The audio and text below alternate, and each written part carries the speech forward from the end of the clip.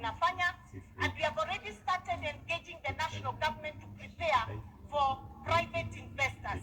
And I'm happy to report to you, we have some investors willing to invest in macadamia. We have some investors willing to invest in the coffee value chain, and we are requesting you to kindly continue supporting us. Your Excellency, kwa sababu leo ni siku ya kina mama, allow me nitumie hii nafasi to celebrate the rural Kenyan woman. Mama wa mashinani katika county. Kina mama hai. Your Excellency, bila mama hakuwezi kuwa na familia. Bila mama hakuwezi kuwa na community. Allow me nikwambie ile kazi yao wa mama wanafanya hapa Embu County. And I believe the same is the case across all the counties. Hapa mama wa Embu anaamuka saa 11 ya asubuhi. Kanate kuo. Wanaamuka saa 11 asubuhi. Akiamuka, kitu ya kwanza anafanya ni kuchemusha maji ya watoto waoge wakienda shule. Anachemusha ingine ya kwenda kukamua ng'ombe. Anachemusha ingine ya bwana akiamuka apate maji ya kuoga. Anapika breakfast. Anaenda anakamua ng'ombe, anarudi, anaweka githeri kwa jiko, ndio kukue na lunch ya hiyo siku. By the time ifike saa 2, mama amekamua ng'ombe na amepeleka maziwa. By the time ifike saa 2, watoto wameenda shule na wamekunywa breakfast. Na akitoka hapo, bwana akiamuka anampatia breakfast. Kwani si kweli? Kutoka hapo, ndiye huyo mama anakimbia kwa shamba. Aidha ni ya majani, ni ya kahawa, ni ya chakula kingine. Anakaa hapo, na katikati ya hiyo shughuli anakimbia nyumbani kuangalia kama githeri bado inaendelea. Anaongeza kuni. Anakuja lunch, anapikia bwana. Anarudi tena wapi? Kwa shamba. Anatafuta kuni ya kupika. Huyo mama, mtoto akigonjeka ndiye anakimbiza hospitali. Huyo mama, kama kuna meeting ya shule, ndiye wa kwanza kukimbia. Akisikia MP anapatiana basari, mama ndiye huyo anakimbia kwa basari. Akisikia hustler fund, anaangalia kwa simu kuangalia anaweza pata pesa ngapi kwa hustler fund. Hiyo ndio kazi ya mama. Mama ananga saa hata moja ya kuketi chini kupumzika. Wakati wake kwa kupumzika, Your Excellency, ni saa ya saa 10 akienda kwa soko ama akienda kwa group ile jamaa wakiangalia mambo ya table banking. Hiyo ndio kazi ya mama. 24 hour ndio kazi ya mama. And therefore, Your Excellency, ujue jioni ikifika, watoto wakikuja kutoka shule wanaangalia kama mama amewapikia. Mzee akitoka mahali ametoka jioni kuongea siasa hapo kwa town, akirudi chakula mama ashatengeneza. Jipigieni makofi kina mama. Nyinyi ni watu wa nguvu. Na tena Your Excellency, huyu mama wakati amepumzika, ameoga, ameenda kulala, mzee akifika pia kazi ingine itaanza. Na hawakatai, kwa sababu lazima wafanye kazi yote. Wanginya turute wera buo, wanawago siara no andoe. Hata kuzaa lazima tuzae. And I'm happy, Your Excellency,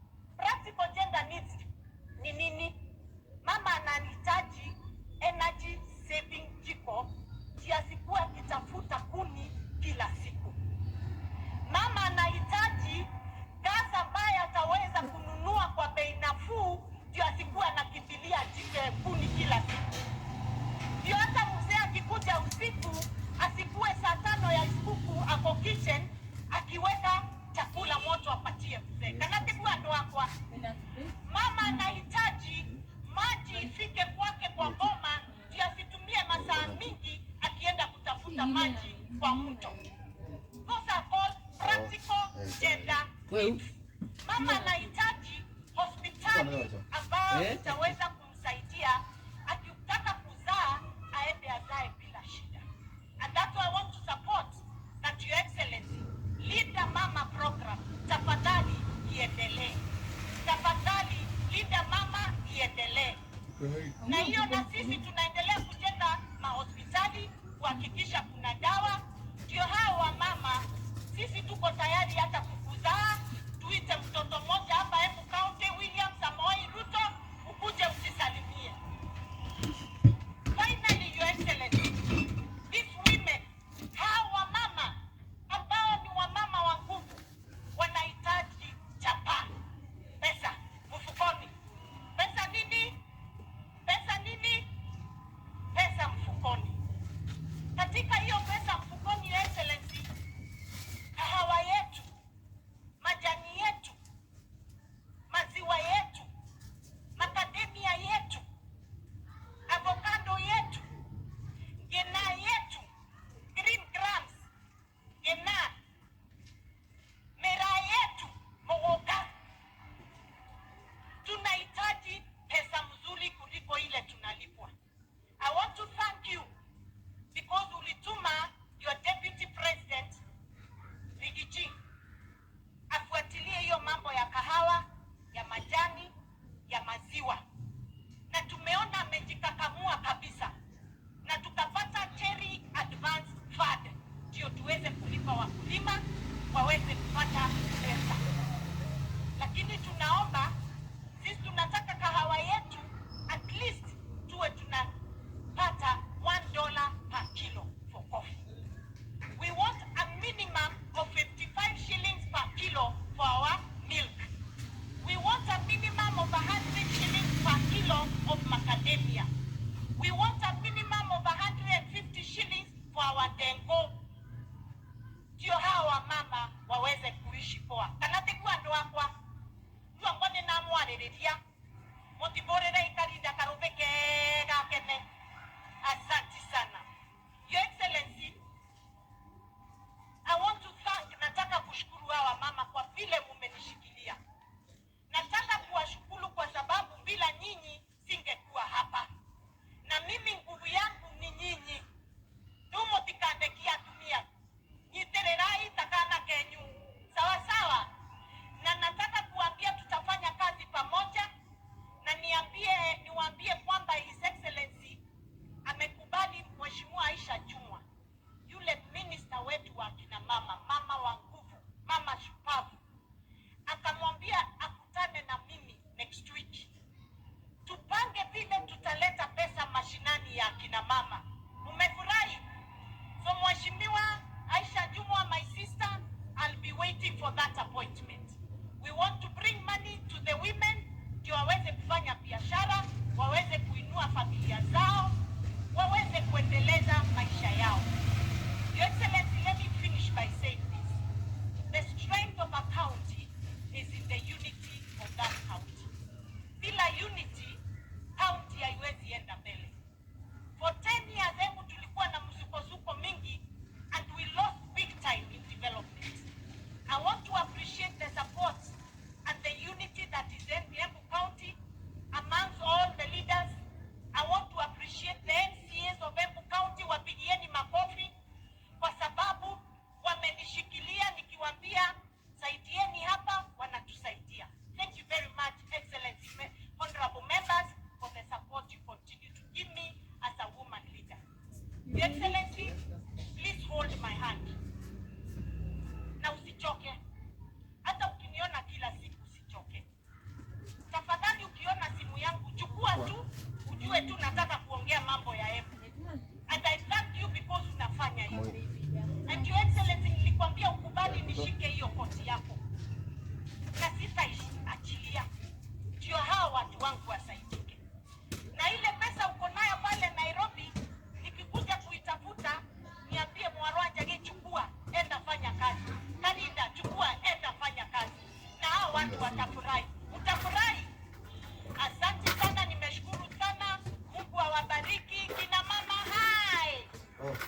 Mwanzo kama kimo kedi ya tuli na mumere ni tumende temu no.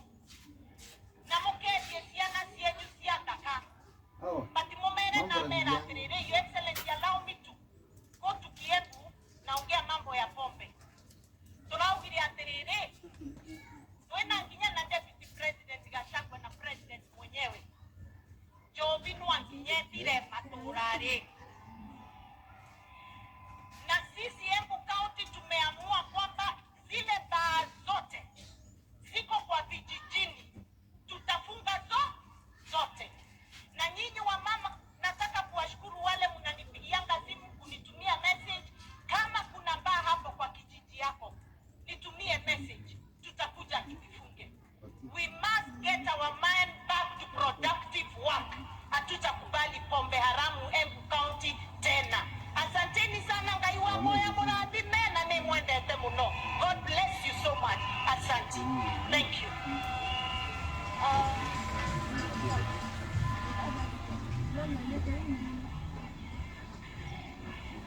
Asante. Yes. Asante sana kwa hiyo. Asante sana. Nimeshukuru. Sasa kina mama, tuko na kiongozi wetu wa wamama, mama shupavu. Tunamuita shangazi wa Kenya. Anaitwa Aisha Waziri.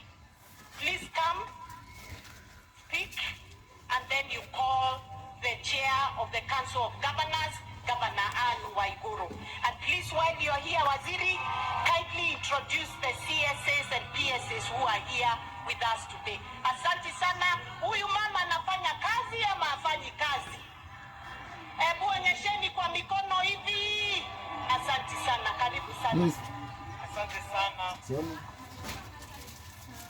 Asante sana Mheshimiwa Cecil Mbarire, Mheshimiwa Rais wa Jamhuri yetu ya Kenya na Amiri Jeshi Mkuu wa majeshi yote ya nchi ya Kenya, Mheshimiwa William Samoei Ruto, Naibu wa Rais Mheshimiwa Rigathi Gachagua, wastahiki magavana walioko hapa leo wakiongozwa na gavana aliye mwenyekiti wa magavana na gavana wa Kirinyaga, hasa sana G7, waheshimiwa wabunge wa taifa na wabunge wa kaunti, waheshimiwa mawaziri wenzangu na makatibu wakuu walioko hapa leo, wafanyikazi wote wa serikali, itifaki zote nikizizingatia, kina mama wa taifa letu la Kenya, kina mama hoye! Kina mama hoye! Mheshimiwa Rais, kabla sijazungumza mimi, niruhusu nikiombe radhi ili niwasimamishe makatibu wakuu walioko hapa kati yetu hivi leo. Mheshimiwa Ann Wang'ombe, katibu wa jinsia na usawa, wapungie wageni wa heshima na wananchi mkono. Mheshimiwa katibu wa afya Mudhoni Mary, asante sana.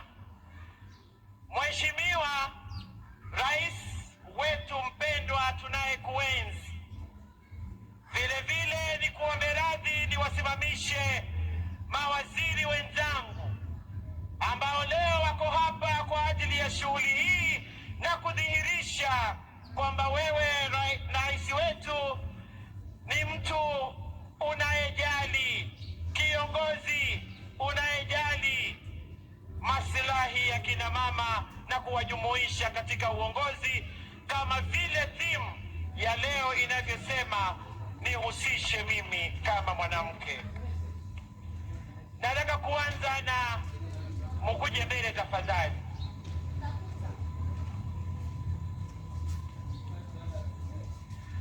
Yale yote ambayo amezungumza Mheshimiwa gavana wetu aliye mwenyeji wetu Mheshimiwa Cecil Mbarire kuhusu kina mama, kweli kina mama wana kazi ya kutoka lisaa la kwanza hadi masaa 12, ukichanganya na wale vingine 12. Nataka niwapongeze, na mimi nataka niwaimbie nyimbo moja tu kina mama.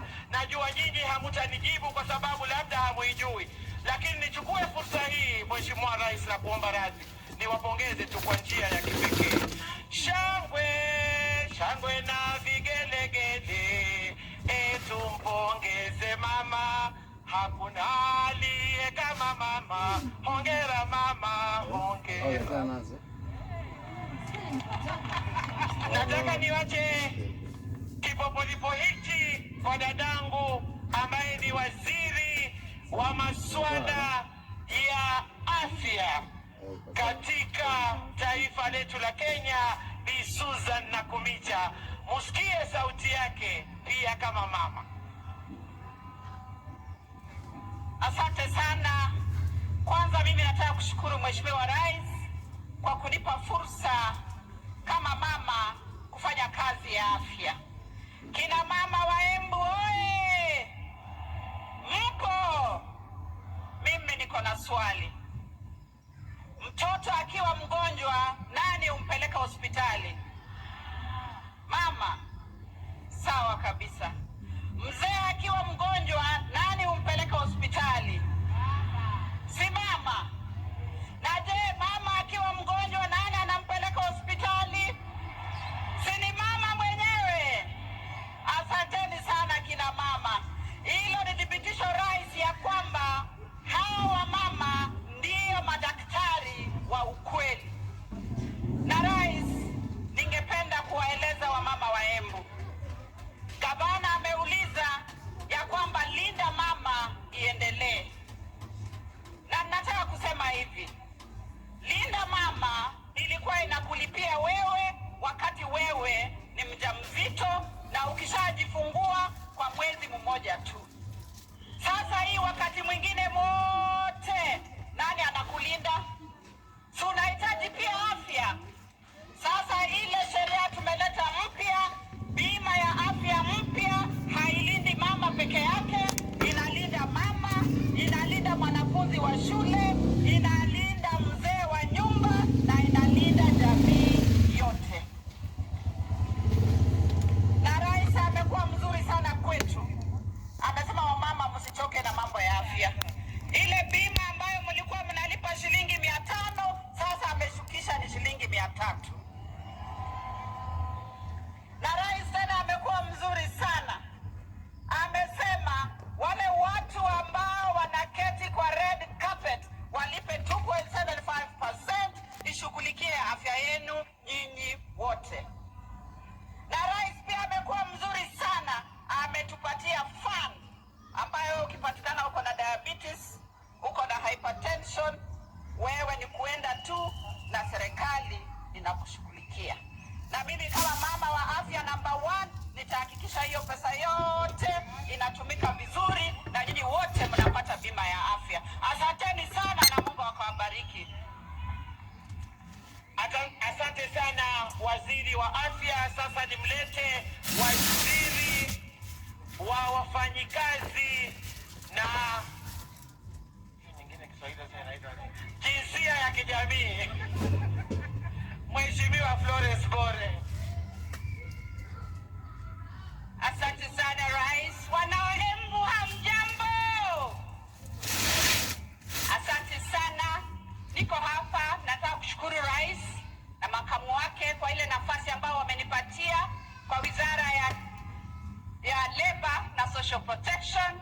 Hapo ndio ninashughulikia na kutafuta kazi ya watoto wetu kule ng'ambo, na pia ninashughulikia zile pesa ambazo ni za inua jamii ambao tunawapatia wale ambao hawajiwezi kwa society. Kwa hivyo nataka kuwapongeza nyinyi wote kwa kukuja siku ya leo na kuwatakia Happy Women's Day.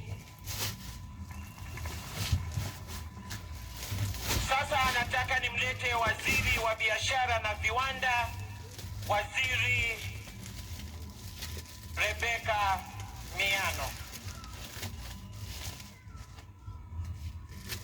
Asante sana waziri. Kwangu siku ya leo ni siku ya kusherehekea vile rais wetu ametuonyesha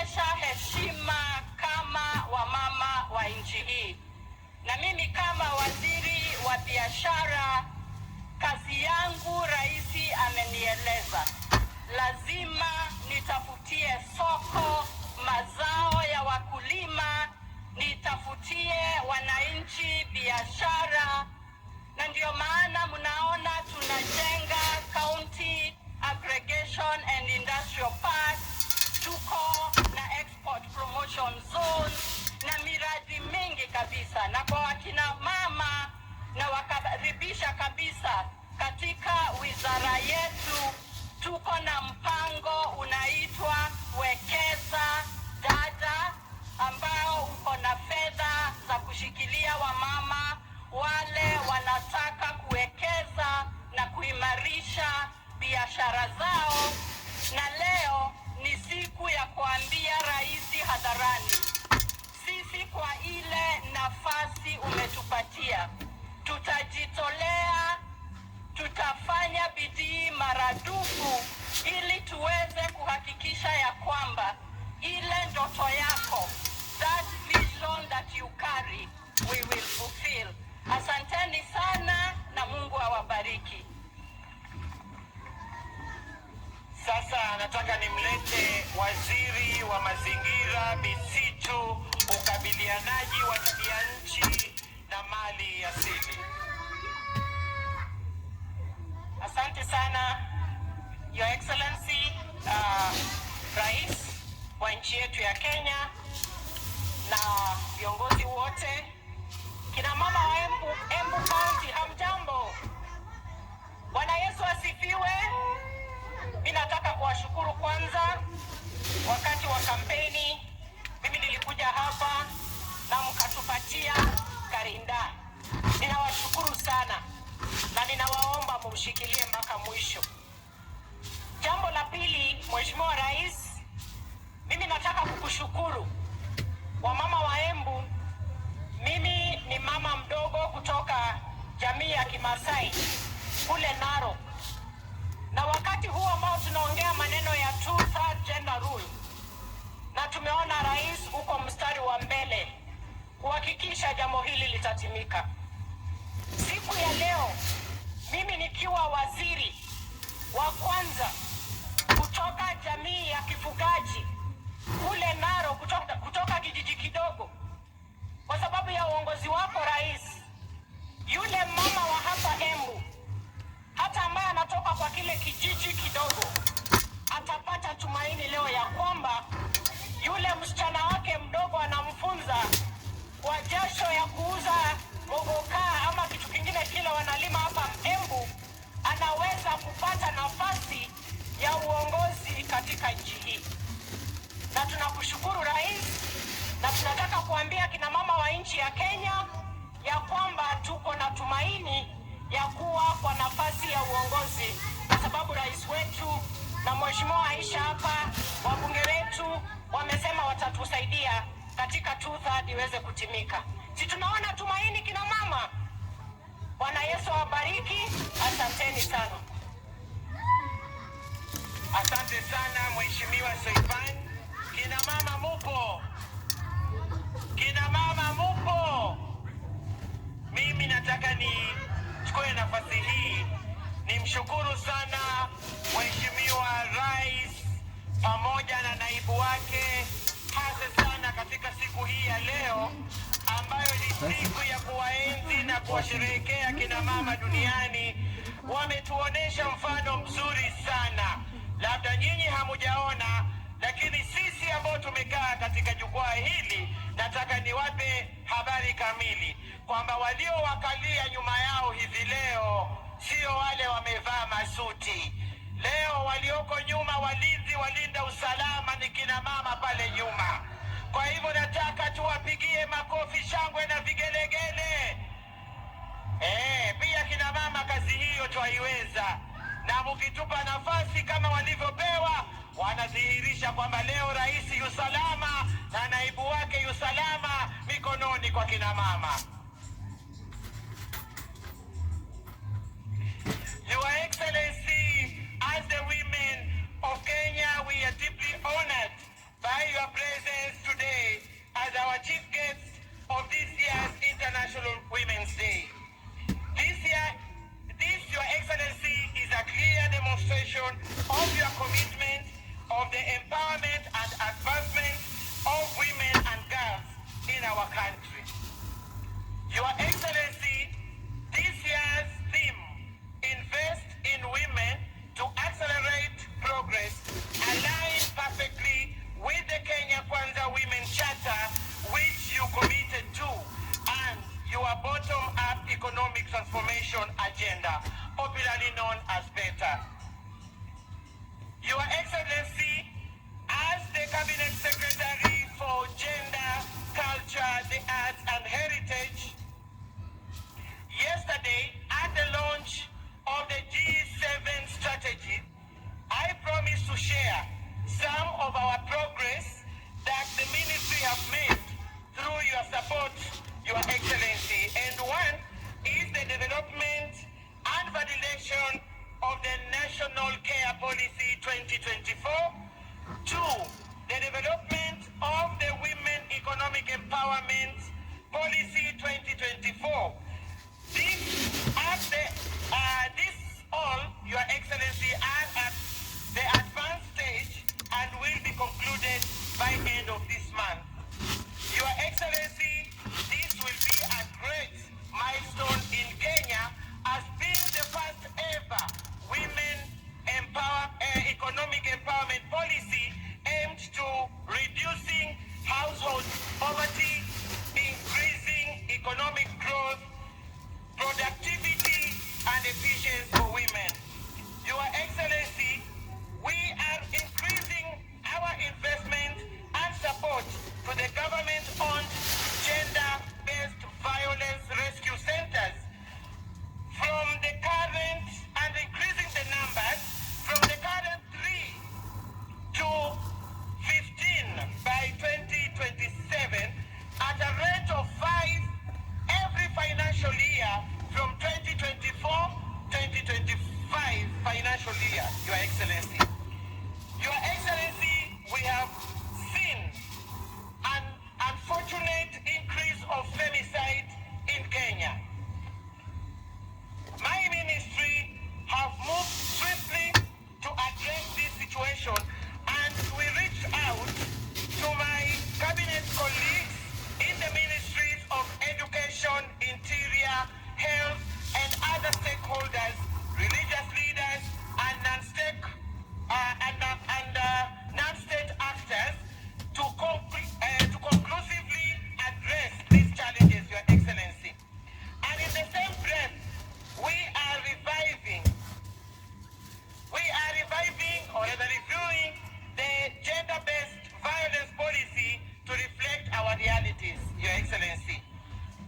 Additionally, Your Excellency, on the implementation of the two-thirds gender principle, which you have led from the front, I am excited that we are making a very good progress, and I want to appreciate your demonstrated political goodwill in making this a reality. Finally, Your Excellency, I want to thank you, Your Excellency, for your support and your contribution towards this noble event today here in Embu. To our development partners, led by the UN Women Representative, Ms. Ann Mutavati, thank you so very much for your unwavering support.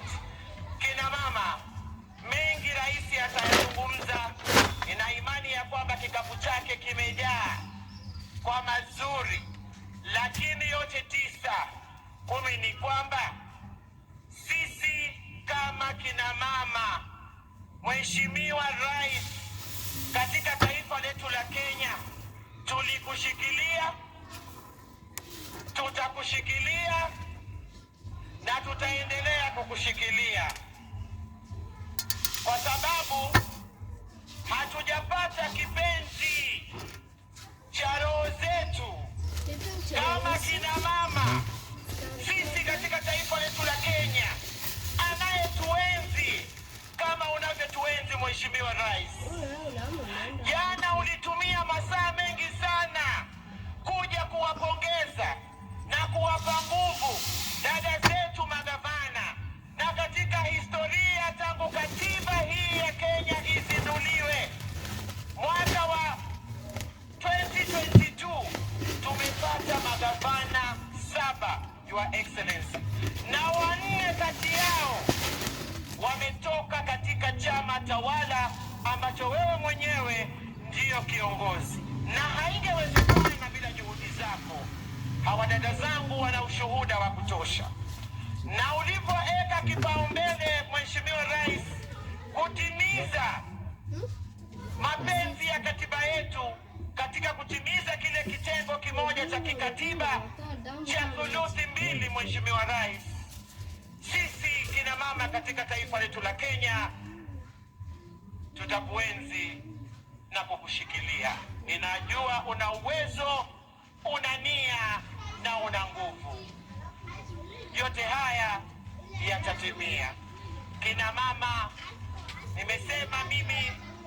nimesema machache tu, lakini mengi Mheshimiwa Naibu wa Rais na Rais wetu watakuja hapa kuyazungumza. Ila mimi nikushukuru pia vile vile Mheshimiwa Rais kwa kila juhudi ambayo unaifanya, kwa sababu unapozingatia afya na kuitengeneza kuwa chombo ambacho kitafaidi kila Mkenya, atakayefaidika zaidi ni mama. Mheshimiwa Rais, njia zinapotengenezwa, wanaopita kwenda masokoni ni kina mama. Mheshimiwa Rais, tunapopata maji mpaka mitaani na nyumbani, wanaofaidika zaidi ni kina mama. Mheshimiwa Rais, mimi nataka nikuambie ya kwamba juhudi zako tunazihisi, ambaye hazihisi ni hayawani, lakini sisi wenye akili zetu, sisi wote tunazihisi. Kwa hivyo mimi nataka nikushukuru, na kama waziri wako wa jinsia na usawa, Mheshimiwa Rais, tutazidi kukusaidia na kuhakikisha ya kwamba kina mama kama unavyosema ndio wapigaji kura ndio wengi, ukazidi kuendeleza kazi hii, na bila shaka, bila tatizo, bila tashishi, tunaposherehekea siku hii tunasema tunaangalia tulikotoka, mahali tulipo na kuendelea mbele. Kwa hivyo kule tumetoka ilikuwa ni kubaya zaidi, mahali tulipo. Asante Mheshimiwa Rais kwa kutukwamulia mambo mengi ya kiuchumi, afya na hata katika kuongezeka kwa nafasi za uongozi wa kina mama katika serikali yako. Tunapoendelea mbele, mimi sina cha kukupa ila kusema Tugumi Express. Asanteni sana. Ni wakati wangu sasa nimkaribishe kiongozi mwenyekiti wa magavana, Mheshimiwa aliye pia gavana wa Kirinyaga, Mheshimiwa Anne Waiguru,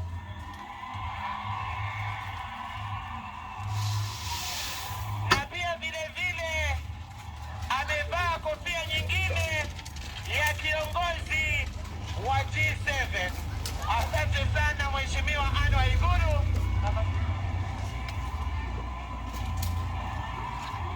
Wamama hai, wamama mko, God is good.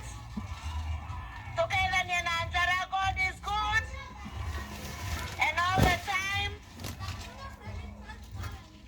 Your Excellency, the President of the Republic of Kenya, Daktari William Samoei Ruto, Your Excellency, the Deputy President of the Republic of Kenya, Your Excellency Rigathi Gachagua, Waziri wa Gender dadangu Aisha Jumwa, the Governor of Embu County, Governor Cecily Mbarire, sometimes we call her Cecilia, my fellow colleague governors, leaders who are present, members of parliament, members of Senate, county assemblies,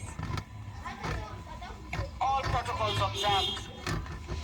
Before I say one word, Your Excellency, ningependa kwa heshima niombe niwatambue magavana wenzangu, na ningependa kuwaomba waje hapa mbele ili tujitambulishe. Kina dada magavana ni wa 7 tu. There are only 7. We call ourselves host the G7. Tafadhali wakaribisheni kwa shangwe na vigelegele.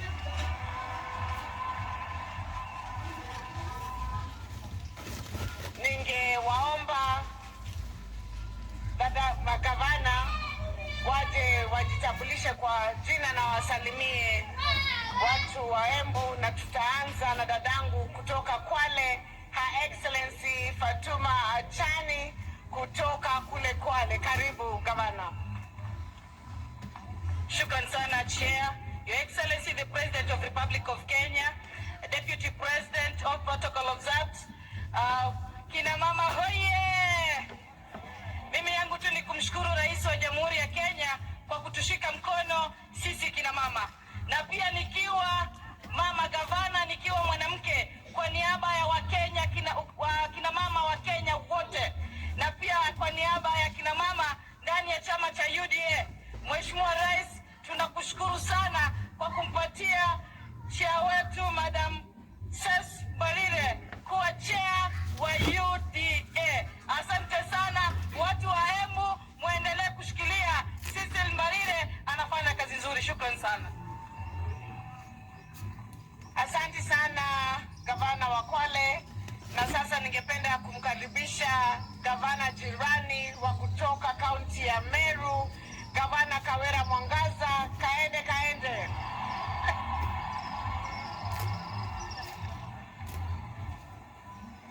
Kaende kaende. Kabati kabati. Kaende kaende. Kabati kabati. Mheshimiwa Rais, napenda kukupongeza sana na kukushukuru pamoja na naibu wako na viongozi wote. Mugeni kaere. Mimi kutoka Meru na waletea salamu za kutoka kule kwa kina mama wa Meru, na spidi yetu ya Meru kama mnavyosikia ni 1000 kilometers per hour, ambayo ni ya kukanyanga mwisho kabisa. Kabati kabati kaende kaende. Na ile inatusaidia sana ni ile pesa ambayo rais ametupatia kama kina mama. Ametupatia pesa nyingi kutoka national government, na tunaweza kupeleka maendeleo yetu mbele vizuri. La pili, Mheshimiwa Rais, napenda sana kukushukuru kwa sababu ya kupatia dada yetu Karinda kiti kubwa ya UDA. Mungu akubariki sana. Kama kina mama tunasema tuko pamoja na wewe, tutaendelea kukushikilia. Na sasa kwa sababu mimi ni jirani wa Karinda hapa, ninaomba ombi moja Mheshimiwa Rais, tukimaliza hii ya International Women's Day siku ya leo, mwaka ujao tembea Meru, ukuta wa kina mama wa kabati kabati, kaende kaende, na Mungu awabariki katika jina la Yesu. Asante Gavana Kawera, na sasa ningependa kuita gavana wa Nakuru County, Gavana Susan Kehika. Wamama wa Embu hamjambo. Kwanza niseme nimeleta salamu kutoka upande wa Nakuru. Mumeziamkia? Aya, God is good and all the time. Yangu sio mengi leo isipokuwa tu kusema asante sana kwa kushikilia dada yangu your governor Karinda Ses.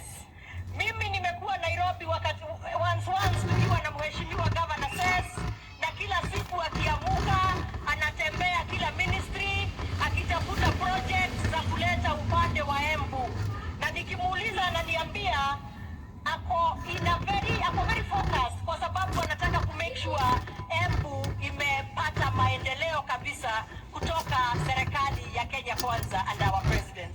Your Excellency the President, asante sana for making our chair of UDA Governor Ses. She is up to the task. She is good. She understands what to do and what is needed. Na kwa hivyo tuko sawa kabisa kama chama under uongozi wa dada wetu Ses Barire. So thank you very much Embu, na muendelee kumshikilia. Thank you, asante.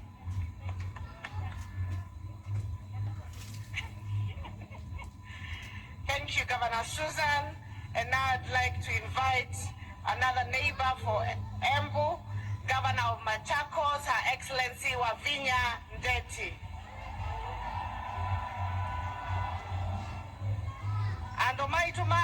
mwaseo inge mwe ini museo na mabindaone na kwau teatanu. Asante sana His Excellency the President of the Republic of Kenya, Dr. Samoei Ruto, Deputy President, all protocols observed.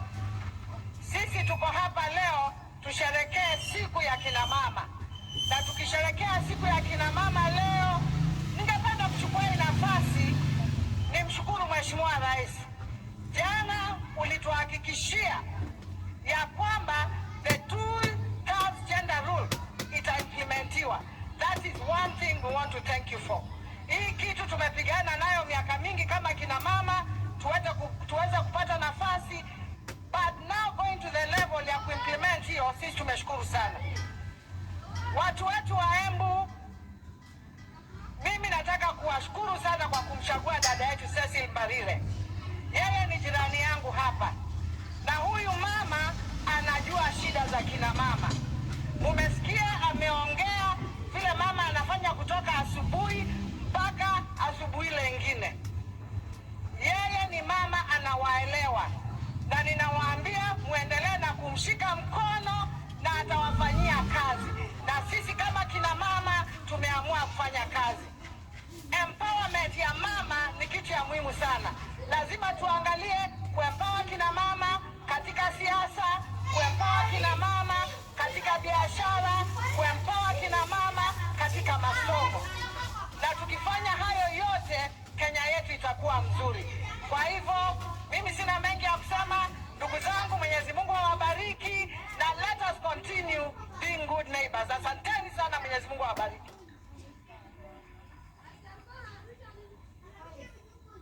Asante sana. Na sasa tukienda kumalizia, tumkaribishe gavana wa kutoka kule upande wa Nyanza, gavana wa Homa Bay, Gavana Gladys Wanga. Asante sana, Your Excellency the President, Your Excellency the Deputy President, kina mama wa Embu Muriega rege ngaini mwega ede shode. Asante sana, na tumefurahia sana kufika hapa siku ya leo kuadhimisha siku ya kina mama duniani. Na sisi tumekuja kusimama na gavana mwenzetu, gavana wa hapa Embu, Gavana Cecil Mbarire, Gavana Karinda, na ameniambia Kavinda ni gaka. Na kama si sasa, na nyinyi mko na bahati sana kwa huyu gavana wenu. Jamani, mko na gavana wa bidii. You have a brilliant governor. You have a hard-working governor. You have a super governor. Hata sisi tunajaribu, lakini hatuwezi mfikia huyu Karinda.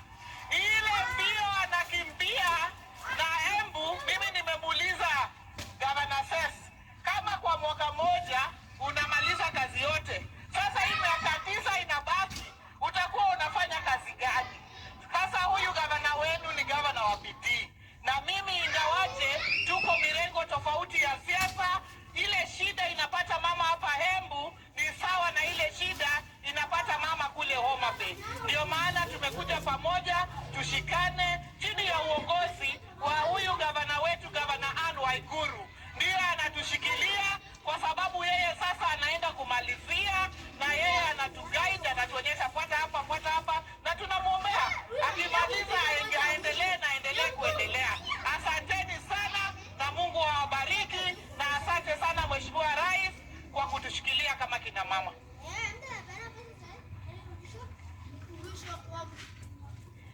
Asante sana Excellency Governors. Your Excellency, mine is very brief. On behalf of the 7 governors, first of all, tungependa kukushukuru kwa kuchagua kaunti moja ya kina mama kufanya sherehe hii ya International Women's Day. We don't take it for granted.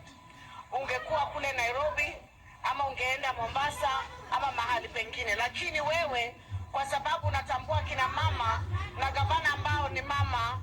Tunakushukuru kwa kuchagua Embu.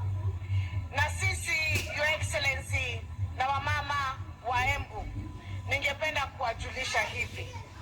Sisi kama kina mama magavana tumekuja pamoja. We have come together under a strategy ambayo tunaita G7. Na kwa nini tuje pamoja? Tumekuja pamoja, tusimame pamoja, ndio kwa sababu natuona tuko hapa sisi wote.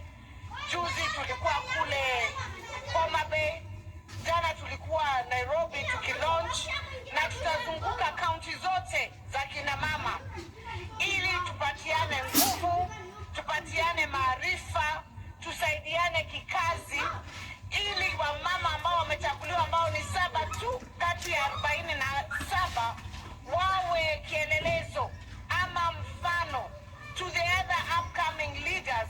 Ndio wale ambao wanachaguana kule mashinani kama ninyi kina mama, mtambue ya kwamba kina mama wanaweza kazi, na tuweze kuongeza idadi ya magavana kukija mwaka wa 2027. Tulikuwa tunasema juzi ya kwamba tunataka kutoka G7 to G16, lakini tukapewa challenge na His Excellency the President na wageni ambao walikuwa wamekuja jana, wakatuliza lakini kwa nini msifike G20 ama 24? Kwa hivyo sasa tunasema from G7 to G24, which is 50% of all the seats of governors. Ya kwanza ningependa kuwauliza nyinyi kina mama wa Embu, Governor Cecily anafanya kazi ama hafanyi kazi? Anafanya kazi ama hafanyi? Mkiangalia hiyo mwaka moja Governor Cecily amefanya kazi, mnamtambua? Tutaomba kama kina mama magavana, wangapi hapa watasimama na Cecily hivyo amewaomba, mumsaidie ndio aweze kutimiza ahadi zake za kazi, na mumrudishe kwa kiti mwaka wa 2027 anopose. Nionyesheni kwa mikono. Mimi nataka wale wote ambao wako Embu na wanahisia kusimama kiti ya gavana, tunawaomba masaa haya huku Embu ni ya mama. Masaa ni ya nani? Masaa ni ya mama. Mshikilie gavana wa Embu afanye tamu yake, afanye tamu 2 kama vile mimi ambavyo namaliza kule Kirinyaga, tuende tukiongeza idadi ya viongozi kwa sababu ya kitu inaitwa inclusion and equality. Haya maneno mengine yote yanahusu kina mama. Maneno ya maji, ya agriculture, ukulima, ya biashara, kujenga soko, sitaki kurudia vile gavana Cecilia amesema, kwa sababu hapo ndipo tupo. Na sitaki kuchukua muda sana kwa sababu mnaelewa. Hiyo mambo ndio tumeweka kwa strategy ya G7. Na tunatafuta support ndio governors hawa waweze pia kushika wanawake wengine mkono. Wale ambao wanataka kusimama viti zingine za magavana na za ma-MP na za ma-MCA, ndio tutoke upande wa nomination sana, tuwe tunachagua mama idadi not less than 30%. Na Your Excellency tukushukuru. Nikushukuru kwa sababu ya your commitment on the 2/3 gender rule. Governor Aisha ameongea hayo na sitarudia. Kule kwetu Kirinyaga tulifunga pombe na watu wakakuwa deregistered na tukafanya process nyingine ya kufungua, na ninaona pia huku Embu inaendelea. Sisi kama kina mama kule Kirinyaga tunasema baa zilikuwa zinafungwa, wanaume pia wanapeana heshima nyumbani, wanakuja mapema, kwa sababu baa zilikuwa zimefanya nini? Zimefungwa. Na sisi tunasema pia kina mama kule kwetu tunasema pia hao pia wanapeana heshima yao, ndio wazee watoke kwa baa waingie wapi? Nyumbani. Sisi tunaomba hii program ambayo tunaweka, tukuwe na program holistic ambayo si ya kufunga tu kama vile tumefunga, tukuwe na alternative ways of entertainment, ways of getting our young people involved, ways of empowerment. Ndio watu wakitoka upande huu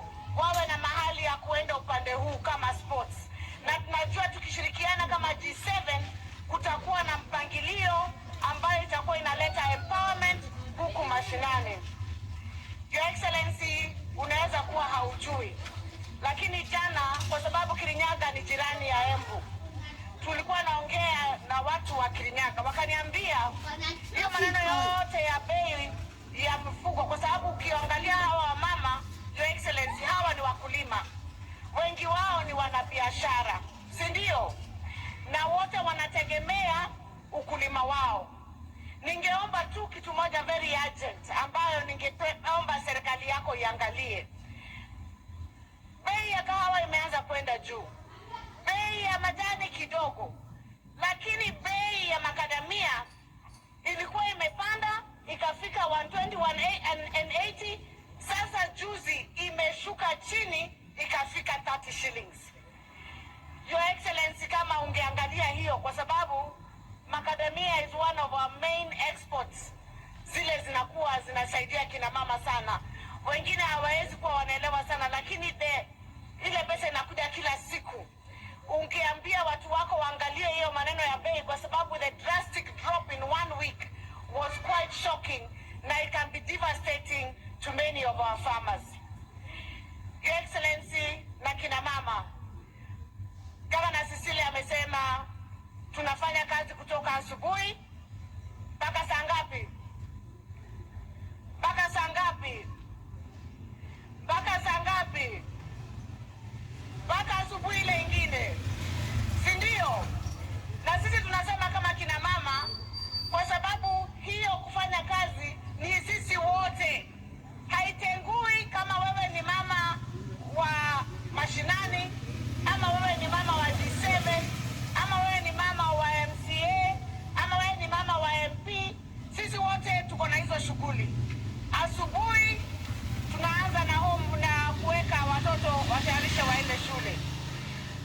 Lunch lazima, hata tukiwa kazini unapigiwa simu kama hakuna chakula ama nini hakiko, wewe ndio kwenda kushughulika. Watu wakiwa wagonjwa, kama ni watoto ama mzee, ni sisi kina mama, si ndio? Sisi tunasema tumekubali kama kina mama. Tumekubali kazi kazi ya saa 2 kazi ya saa 7 kazi ya saa 10 kazi ya saa 2 ya usiku ni nini? Na hata kazi ya saa 6 usiku pia ni. Sisi tumekubali, bora sisi tupewe nafasi yetu kama kina mama katika uongozi, kwa sababu sisi kama kina mama tunaweza. Hatuwezi? Kina mama mnaweza, hamwezi? Kina mama wamesema wanaweza, na Mheshimiwa Rais na kushukuru kwa kutushikilia. Mungu awabariki, atende wema, na tunatarajia Your Excellency, ukitoka hapa angalia kaunti nyingine ya G7, ukue huko ndio next stop. God bless you. God bless the women of Kenya, and happy International Women's Day.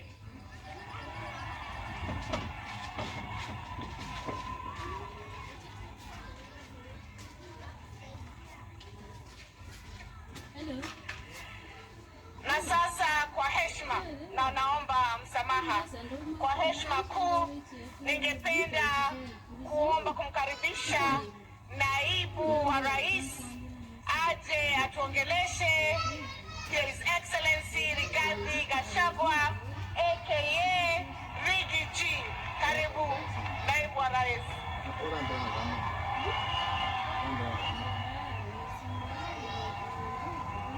Asante sana gavana wetu, Mheshimiwa Rais wa Jamhuri ya Kenya, kiongozi wetu Daktari William Samoei Ruto, magavana wetu, mawaziri, akina mama, kwa siku hii ya kimataifa ya wamama hoi,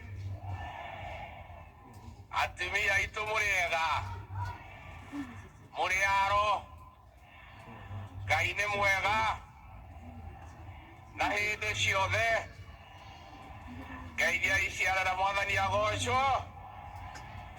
Wamama, happy new year, happy International Women Day. Hapo mmesitasita kidogo, Kiingereza ni kali lakini ni sawa.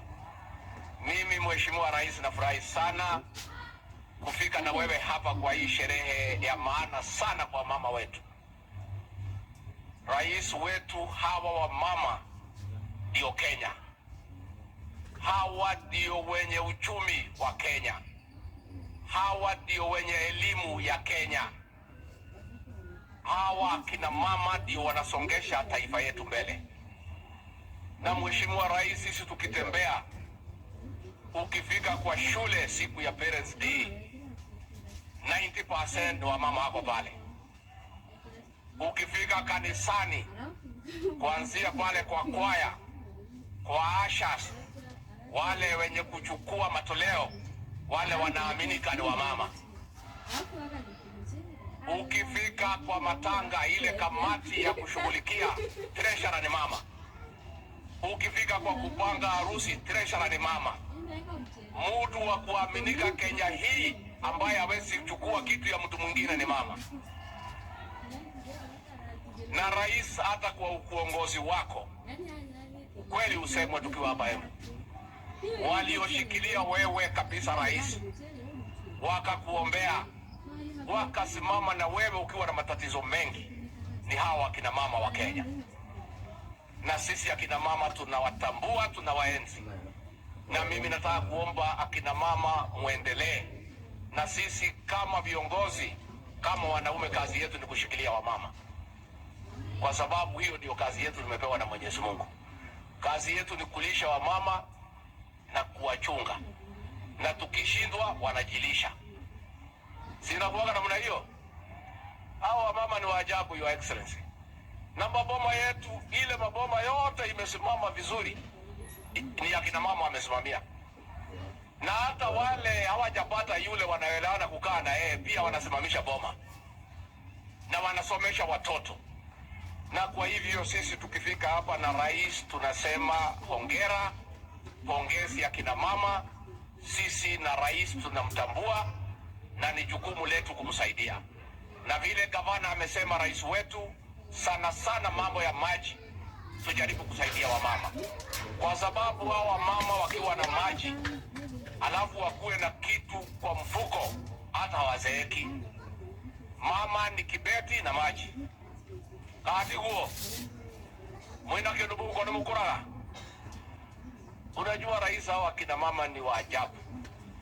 Hawa wakiwa wamekaa vizuri, na ndio rais vile umepanga hawa kina mama waeke kitu kwa mfuko. Tunataka hawa kina mama wakiwa na kitu kwa mfuko.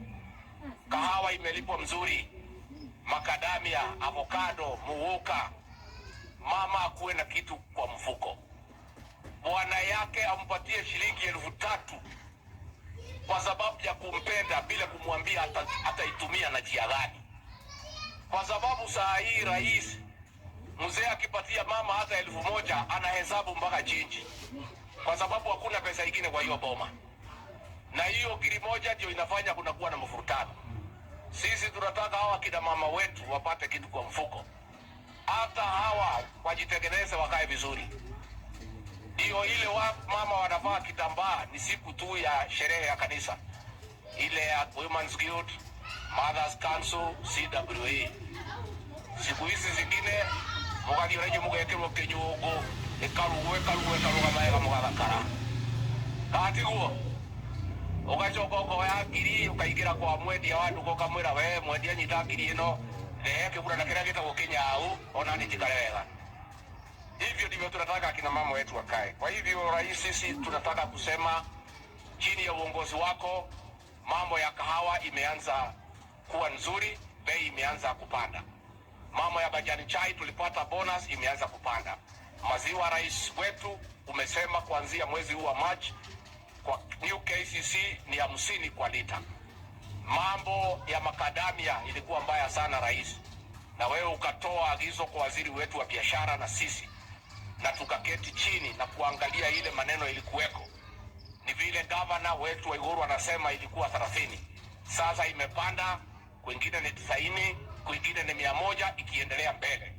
Hata wiki nakuja siku ya Jumanne nitakuwa nimeketi na watu ya avocado pia, tukijaribu kuangalia ile mikakati tutaweka ndio pia bei ya avocado iweze kuendelea mbele. Rais wetu ukituongoza, ulituagiza tuangalie mambo ya pombe. Watu ambaye wamehangaishwa na pombe, ile sumu ile ya kuua watoto, ni hawa mama. Imekuwa vijana wamekunywa pombe ile mbaya, wamelala kwa mitaro, mamboma imeangamia, tumekosa watoto, tumekaa kama nchi imepotea. Na rais umetuagiza tuweke mikakati, na serikali wiki hii chini ya uongozi wako imetangaza mipango kabambe ya kuondoa sumu katika Jamhuri ya Kenya. Wale wote watu walikuwa wanatengeneza sumu na kuuzia watoto wetu, hizo factory zote tumefunga, na polisi wameagizwa zile mafactory ambaye ni ya ukora, haina leseni, wasifunge na kuharibu hiyo mitambo ya kutengeneza sumu ya watoto wetu. Na tunaomba governors na viongozi mtuangalilie hao maofisa, tumewapatia siku 10 kumalizana na hizo mafactory ambaye ni illegal. Mtuangalilie Governor Iguru, Governor Ses, mtuangalilie. Mkiona hao officers wetu bado, chukua ile hatua inatakikana, mtueleze. Lakini nikiwa hapa katika magavana katika eneo hili, huyu Governor Karinda na huyu Governor wa Iguru, kwa hii maneno ya pombe walikuwa mstari ya mbele, hawaogopi hiyo watu. Wanaume wengine walikuwa wanatishwa na hii watu, wanaweka mguu hapa katikati ya mguu. Lakini hao magavana wawili, hata nilikuwa nimesema waume watoe longi wawapatie, kwa sababu hawa ndio wako shujaa. So pia tunataka tuseme, tusaidiane ndio tuweze kurudisha vijana wetu kwa laini. Lakini hatusemi ati pombe inaharibiwa, hapana. Nyinyi kama mko na ile pombe nzuri imekubalika, mwende muuzie ile wanataka kukunywa. Lakini ile sumu hiyo hatuwezi kubali haribu watoto wetu. Kama Mungu anatutekelea. Kwa hivyo rais, mimi nikimalizia kutoka hapo niseme watu wa Embu, rais na mimi hatutachoka kusema asante. Adwa Embu wewe huko ninywe niye na muthuri tutikano gani kugarekio ni mwatu ikire wega ma na twari uhoro wa ma tutiari handu hega tani ndari handu haceke muno inde mutio ya ndari mugituhoera Ngai, mugituhe kura, mugitutua thamaki, mugituhe kanya ga gutongoria, tutikanoga ni gucokia ngabo. Andu a Embu, handu hakwa na muthamaki uyu witu William Ruto, kuma ngoro yakwa thiini, amukirai ngatho ciakwa. Pia niseme asante kwa huyu Karinda na hao viongozi wote mlitupatia kwa UDA. Mulitafuta viongozi ambaye wanaelewa kazi ambayo walipewa. Na huyu Karinda, Your Excellency, mimi nimpongeze. Kabla akuwe gavana hapa, watu wa Mbere na watu wa Embu hawakuwa wanajisikia wameshirikishwa kwa serikali. Na huyu Karinda ameenda Mbere, ameteua watu ya Mbere, amewaleta kwa serikali.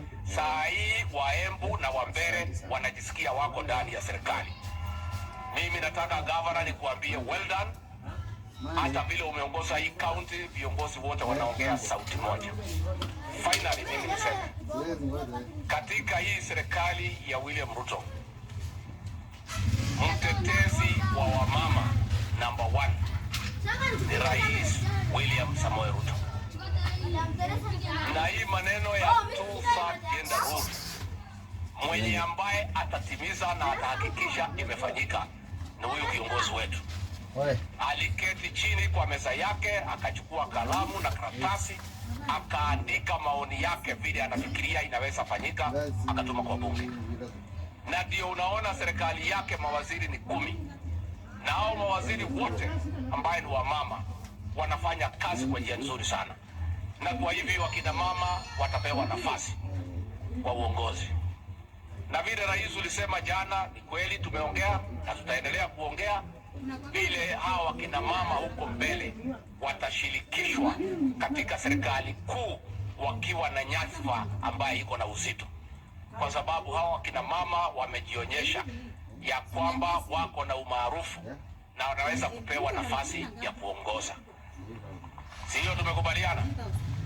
Lakini wengine unajua hapo wanaelewa. Rais alisema ataniongelesha, tuwapange pale mbele tukimaliza mambo yetu. Sasa wengine walikuwa nafikiria ni saa hii. So lazima sasa mngoja kwanza nimsaidie rais kwa kipindi chake. Ikifika kutamatisha hapo, rais mwenyewe atatuongoza, atatuonesha vile tutapanga hawa mama na vile mambo yao itakuwa sawa sawa. Kani kwa mkwenda. Niko mkwenda. Kwa hivyo sisi rais tunashukuru wewe, you are the women defender #1 and I bear testimony because tumeketi wakati mwingi tukipanga kazi, unauliza wakina mama wako wapi? Tukiteua mabasi na unasema wamama wako wapi? Hii wamama wako wapi? Enywe atimia itono mwagira kwevagana muthuri we. Nimo kwevagana nake. Nimo kwevagana nake. Mundu uria biu mutongoria wa Kenya wina bata na atumia ya Kenya na muthuri ugwitwo William Ruto. Koguo tuikare hakuhi nake twivage nake hau. Na hata akina mama viongozi mkae tu hapo karibu na rais, mjipange hapo karibu. Vile amesema anaona nyinyi, ana study, anaona vile mnaendelea, mkae tu hapo karibu na rais, mkae hapo karibu na mimi, pange mambo yenu iko mbele, itakuwa sawa. Nemo kwenda tu amkire mudhamaki. Mwi tayari? Ya vile shiga na shiaka hii. Roa bere. Roa kere. Roa gatatu. Roa kana. Roa gatano na maana makofi. Karibu kiongozi wetu, useme na kina mama na uongeleshe taifa la Jamhuri la Kenya.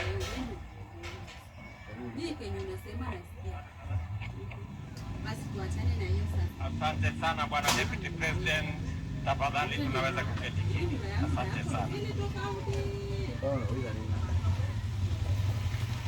Mheshimiwa Naibu wa Rais, waheshimiwa mawaziri mlio hapa, waheshimiwa magavana, wabunge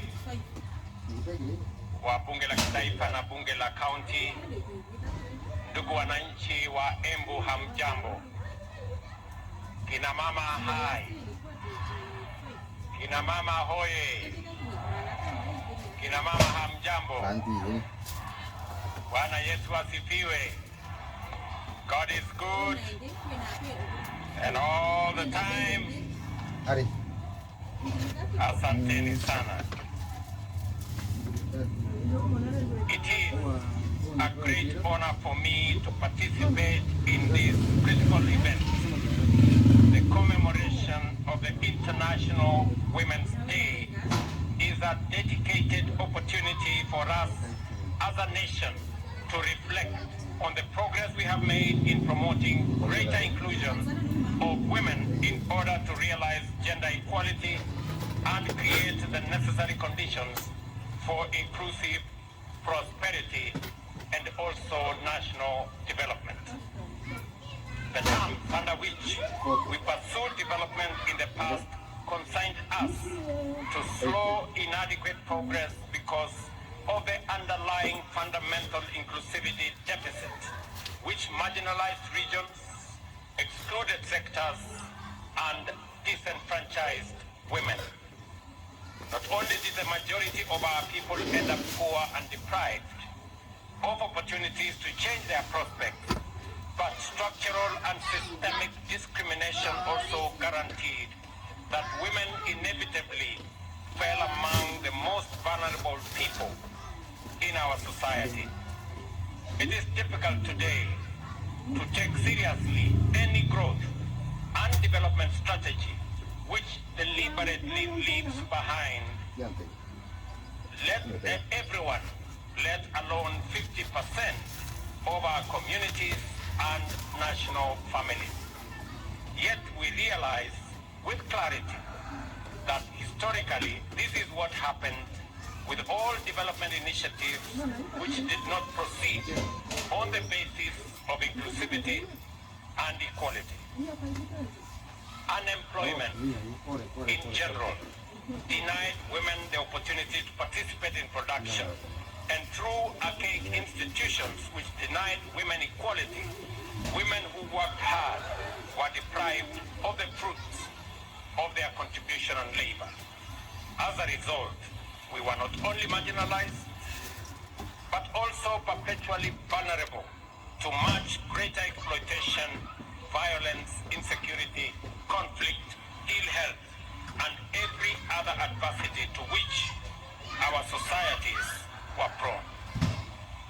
Even today, there are many parts of our country where the mental image of wealth, power, and status is still male, while that of poverty and suffering is female. It is highly self-contradictory for a society to economic development while sustaining structural conditions which exclude half of the people, and yet that is exactly what failure to implement full inclusion of women and gender equality does. Under Article 10 of our Constitution, it requires us to observe and actualize human dignity, equality, social justice, inclusiveness, non-discrimination, and the protection of the marginalized as national values and principles of governance, which must define both the process and outcomes of every economic, social, cultural, and political endeavor. Under Article 27(3), the Constitution stipulates that women and men have the right to equal treatment, including the right to equal opportunities in political, economic, cultural, and social spheres. To ensure that inclusion remains at the agenda of national renaissance, the Constitution mandates the state to take legislative and other measures, including affirmative action programs and policies, to redress any disadvantages suffered by individuals or groups because of past practices. More specifically, these measures should implement the principle that not more than 2/3 of members of elective or appointed bodies shall be of the same gender. Our blueprint for radical national transformation must therefore be underpinned by the imperative to facilitate the full engagement and robust participation of women in every dimension of our development agenda. The bottom-up economic transformation agenda thus recognizes the unprecedented radical power in facilitating the full contribution of all our people in every sector, rather than just half of them. Twice as many opportunities will be created and exploited, and twice as much productivity will be unlocked.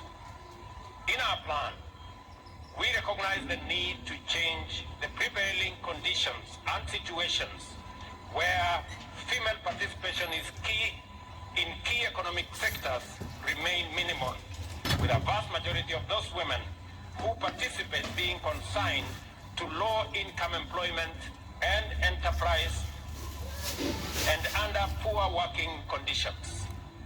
Generally speaking, women remained excluded in decision-making within our governance and political institutions, while millions suffer or are vulnerable to sexual and gender-based violence.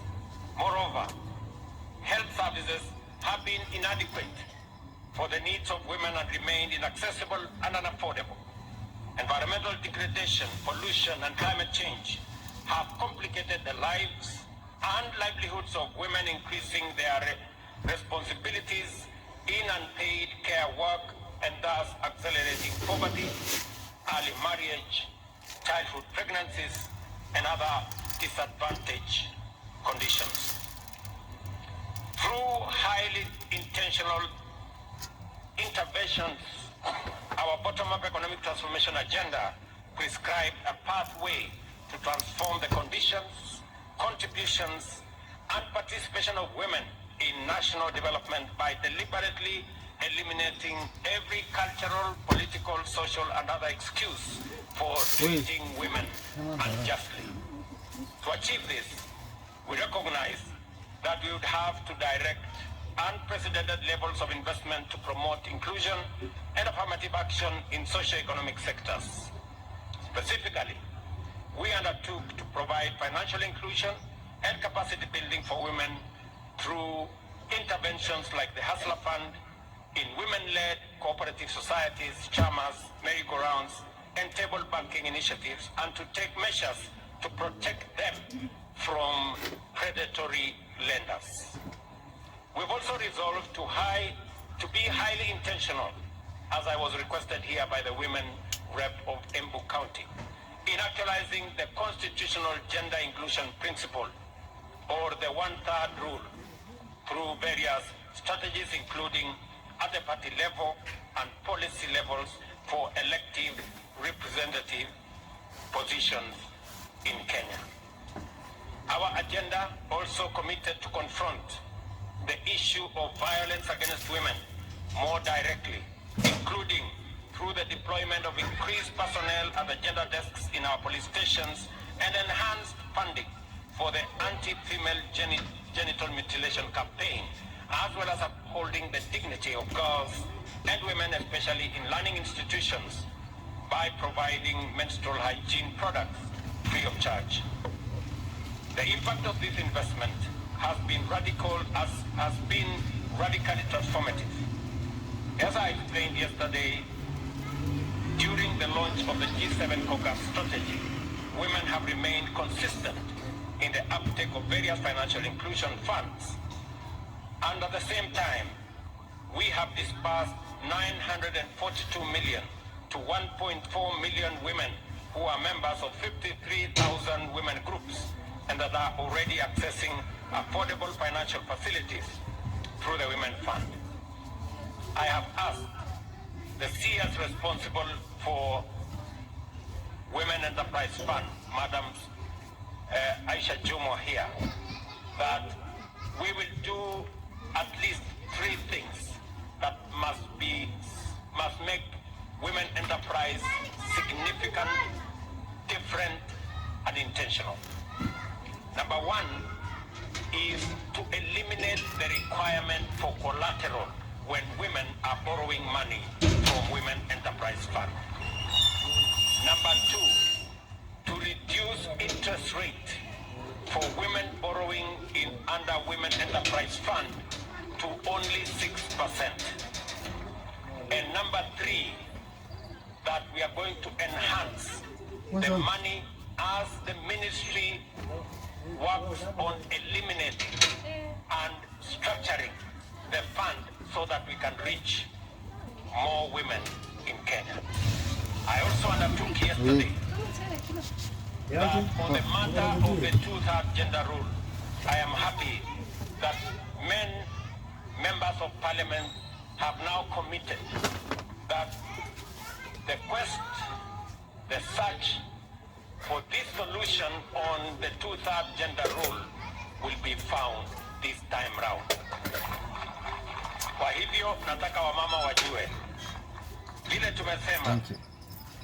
Katiba ya Kenya inasema ya kwamba wamama wapatiwe nafasi sawa na wanaume katika uongozi wa taifa letu la Kenya. Na sababu hiyo tumekuwa tukijaribu kubadilisha katiba ndio kina mama wapate nafasi yao katika uongozi wa taifa letu la Kenya. Nataka niwaambie kina mama ya kwamba niliandika taarifa kwa bunge letu la Kenya kuwashawishi ya kwamba hii changamoto tumekuwa nayo, mambo ya katiba ambayo tulipitisha ya kuwapatia kina mama nafasi yao ya uongozi katika Kenya. Jameni, safari hii tuungane sote, kina mama pamoja na wanaume, kubadilisha sheria yetu ndio kina mama wapate nafasi yao ya uongozi katika taifa letu la Kenya. Mimi nataka niwatangazie wakina mama ya kwamba leo baadaye nitapokea taarifa kamili kutoka NADCO, na moja wapo ya sehemu muhimu zaidi katika hiyo taarifa ni mambo ya 2/3 gender rule, na tumeamua kama serikali na kama chama kuhakikisha kwamba bunge letu kupitia kwa parliamentary group and all the other structures that we have ya kwamba tutapitisha jambo hilo na kina mama watachukua nafasi yao ya uongozi katika taifa letu la Kenya. Vile vile nataka niwatangazie kina mama hapa kwamba leo asubuhi, kwa sababu ya heshima ya kina mama wa taifa letu la Kenya, leo asubuhi nimewapatia kina mama 10 kuwa mabalozi wetu katika nchi mbalimbali ya dunia, na vile vile kuwapatia kina mama wengine 6 deputy ambassadors kama pia heshima ya siku hii ya International Women's Day. And I am saying this as part of the celebration of this International Women's Day in Embu. This morning, I have appointed 10 more women as ambassadors in different parts of the world, and another 6 deputy ambassadors in recognition of the contribution of women to the leadership of our nation. Vile vile, ningependa kuambia kina mama hawa, kina mama viongozi, imesemekana pale nyuma kwamba ile kazi mwanaume anaweza kufanya, mama anaweza kufanya zaidi. What men can do, women can do better. Na mimi ni shahidi, kwa sababu baraza letu la mawaziri, kwa ile kazi ya muhimu 5 ambayo tumeweka katika manifesto yetu, kina mama hawa wanaongoza katika nafasi 4 ya manifesto yetu. Mimi nataka niwaulize kina mama, kwa sababu niko hapa Embu leo. Nilikuja kuanzisha mpango ya housing hapa Embu, na nitarudi hapa. Nishakubaliana na viongozi wa Embu ya kwamba nitarudi hapa kabla ya mwisho wa mwezi huu. Nitakuwa hapa Embu tena, kwa sababu ile kazi ya housing ambayo nataka kina mama waelewe ni nini tunafanya ili kuwapa kina mama wa taifa letu la Kenya nafasi sawa ya kujisimamia, kujiendeleza na pia kuchangia katika kuendesha taifa letu la Kenya.